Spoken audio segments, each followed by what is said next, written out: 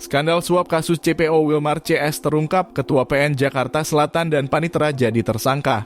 Kejaksaan Agung mengungkap skandal suap dalam perkara ekspor ilegal crude palm oil atau CPO yang menyeret nama Ketua Pengadilan Negeri atau PN Jakarta Selatan, Muhammad Arif Nurianta.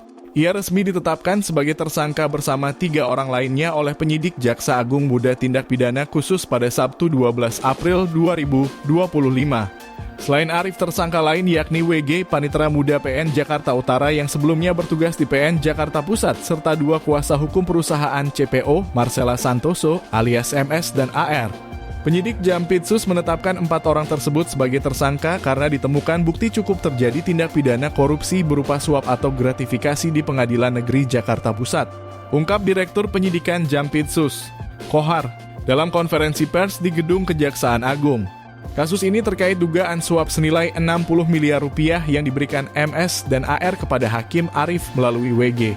Suap diberikan untuk mempengaruhi putusan perkara ekspor ilegal CPO agar majelis hakim menjatuhkan vonis, yaitu lepas dari segala tuntutan hukum meski perbuatan terdakwa dinyatakan terbukti secara sah dan meyakinkan.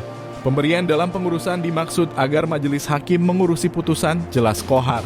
Putusan tersebut dijatuhkan pada Rabu, 19 Maret 2025 dalam sidang perkara yang melibatkan 3 raksasa industri sawit PT Wilmar Group, PT Permata Hijau Group, dan PT Musim Mas Group di Pengadilan Tipikor Jakarta Pusat.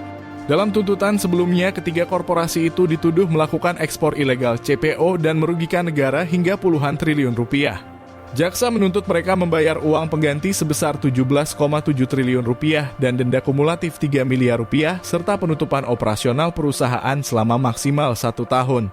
PT Wilmar Group menjadi pihak yang dituntut paling besar, yakni 11,8 triliun rupiah yang dibebankan kepada 5 anak perusahaannya. Jika tak sanggup membayar, jaksa menyatakan aset perusahaan hingga harta pribadi direktur utamanya, Tenang Parulian Sembiring, bisa disita. Bahkan, jaksa menyiapkan ancaman pidana penjara subsidiar 19 tahun bagi Tenang Parulian.